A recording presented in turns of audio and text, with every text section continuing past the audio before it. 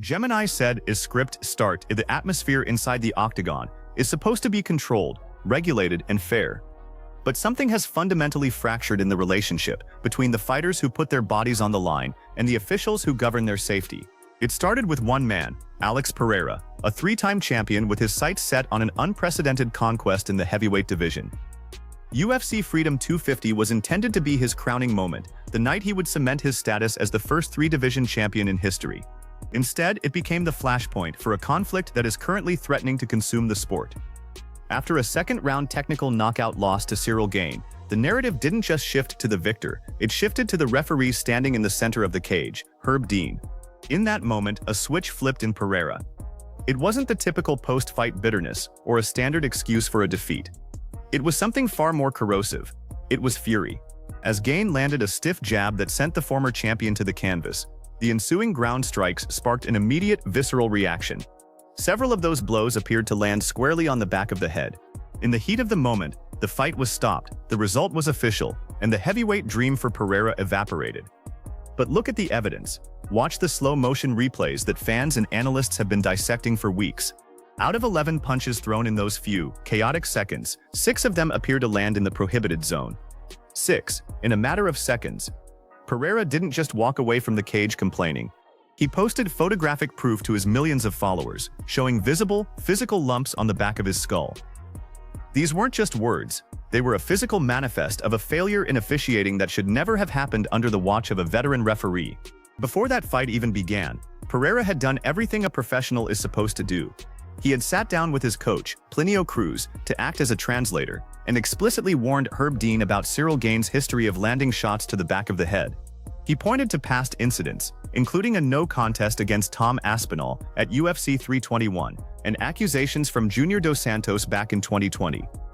Even Sean O'Malley confirmed that he was in the training room and heard those warnings being laid out on the record. Pereira walked into that cage with his eyes wide open, having proactively identified a threat, only to watch it unfold exactly as he had predicted. And what was the response from the man tasked with ensuring his safety? Herb Dean stood by his ruling.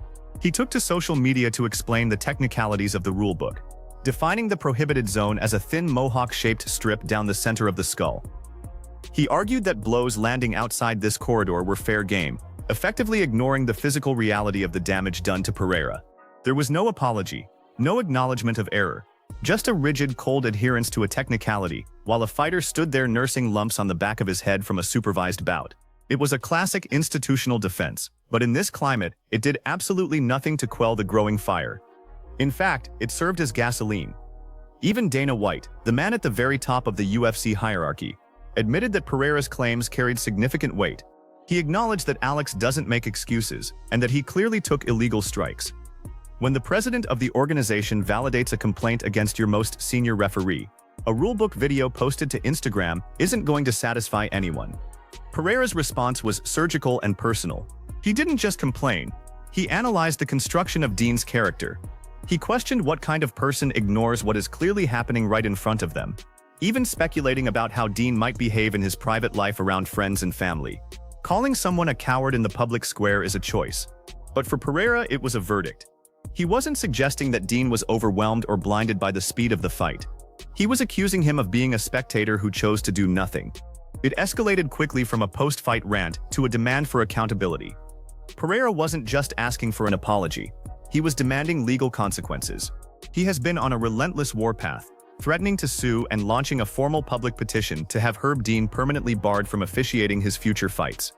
He sent this petition to his 8.7 million Instagram followers, turning a personal grievance into a public campaign.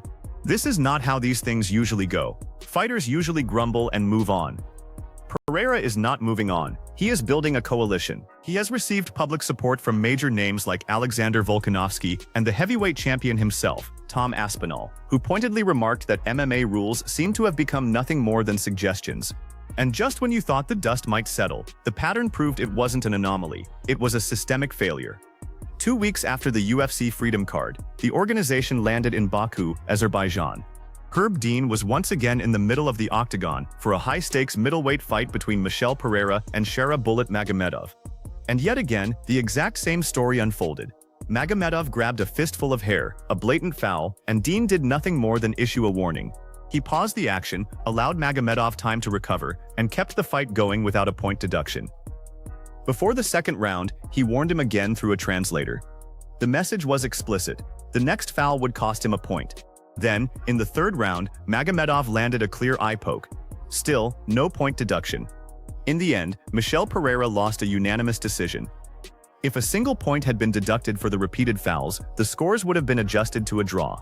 When you see the same referee missing the same patterns of fouls 3 times in as many weeks, across multiple fights and different fighters, you have to stop calling it a series of bad calls. You have to call it a pattern. Just 1 week before Baku, at UFC Vegas 119, Andre Fili also raised complaints about being hit in the back of the head during a stoppage handled by Herb Dean. That makes 3 different fights in 2 weeks where fighters walked out of the cage feeling robbed by the same man.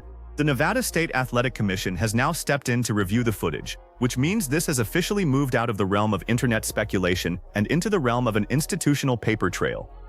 This is the crux of the problem. The unified rules of MMA are fundamentally vague when it comes to head strikes, and referees have become paralyzed by a culture where they refuse to deduct points for fouls. Fighters have figured this out. They know they can get away with 3 to 5 free fouls per fight because the worst they will receive is a polite warning.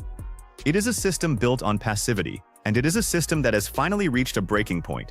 What makes this particular situation so haunting is the effect it has had on the people actually doing the fighting. Alex Pereira, one of the most dangerous and legendary figures in the sport, publicly confessed that these controversies are making him fear for his safety. He admitted in both English and Portuguese that he is afraid to continue fighting under these conditions. He said he has already done his part, and that is not the rhetoric of a man who is simply angry about a loss. It is the rhetoric of a man who realizes the sport he loves might be failing to protect him. He is weighing his entire career against the reality that he could be suffering permanent long-term damage because a referee refused to do his job. This is not a niche discussion anymore. It is center stage. It is the biggest star in the organization threatening to walk away, while simultaneously arming himself with lawyers and a social media army. The promoter, Dana White, has tried to punt the responsibility to the athletic commissions, but the pressure is not dissipating. The petition continues to circulate. Tom Aspinall is still posting. Alex Pereira is still tagging Dean directly, and the footage keeps being shared, analyzed, and condemned by millions. If Alex Pereira follows through on his plan to pursue legal action against a referee, it will be a historic, unprecedented moment in the world of mixed martial arts. It will force a conversation that the industry has been avoiding for years. What exactly does a referee owe a fighter? And when the current system allows for repeated, dangerous fouls to go unpunished, who holds the referee accountable? The feud between Alex Pereira and Herb Dean has moved from a single night in the cage to a broader, more terrifying question about the integrity of the sport itself.